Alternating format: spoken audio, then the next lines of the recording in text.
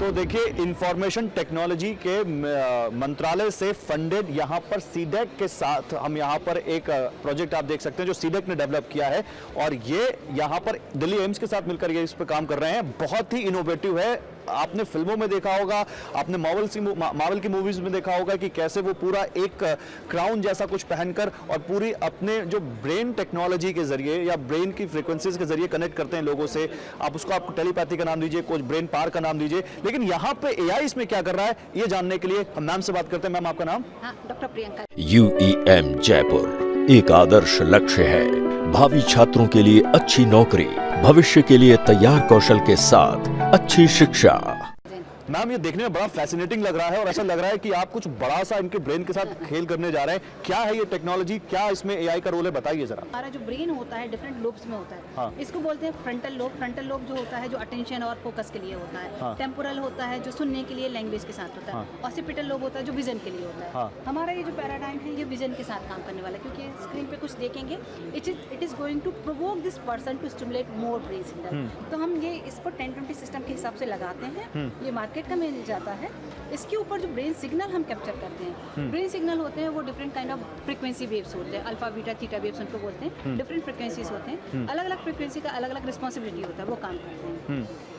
हमारा जो रिसर्च है उसका काम ये है कि जो ब्रेन फ्रिक्वेंसीज हैं उनको एनालिसिस करना और उनसे ये पैटर्न निकालने की कोशिश करना कि ये पर्सन क्या चाह रहा है। मैं थोड़ा सा इतना बता देती हूँ। ये हर्ष है, ये कृष्ण है। कृष्ण को हम समझते हैं वो पेशेंट है जो बात नहीं कर सकते हैं। हर्ष उनके केयर टेकर है। तो अब इनके सामने बहुत सारी चीज़ों को मुझे कंप्रोमाइज करने के लिए मैंने क्या बताया, एक ही स्क्रीन में आपको 4 चीज़ें दिखा दी हैं। इन पर्सन के सामने 4 ऑप्शन हो सकते हैं। एक ऑप्शन हो सकता है कि उनको हेल्प की जरूरत हो सकती है। दूसरा ऑप्शन हो सकता है इनको फ़ोन करने की ज़रूरत है। तीसरा है इनको कुछ गेम खेलने की ज़रूरत है। चौथा है इनको कुछ लर्निंग की ज़रूरत है। तो ये शुरू कर दीजिए।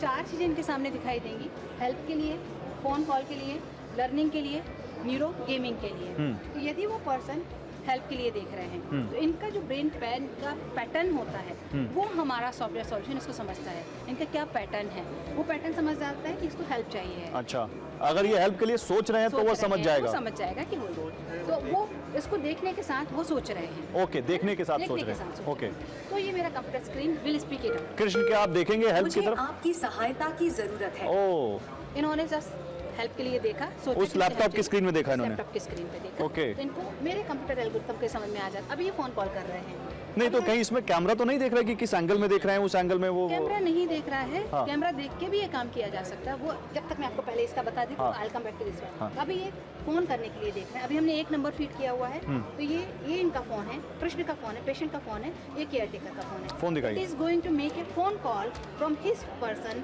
To his caretaker automatically, without touching, without doing anything. अभी एक नंबर फीड है इसलिए एक नंबर पे जा रहा है। We can do it with multiple phone numbers. He can dial a number as well. Connect किया जा रहा है। It is going to make a phone call.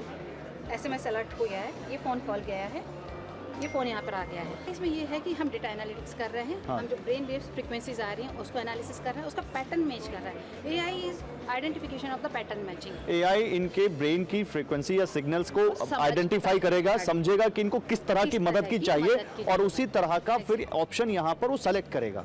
वो ऑप्शन सेलेक्ट करेगा। हाँ। और वो ऑप्शन के हिसाब से वो समझ लेगा कि इसको कौन सा ऑप्शन पे काम करना है। वो और फिर वो एक्ट उसी हिसाब से करेगा, एक्ट उस हिसाब से करेगा without touching anything. Without touching anything.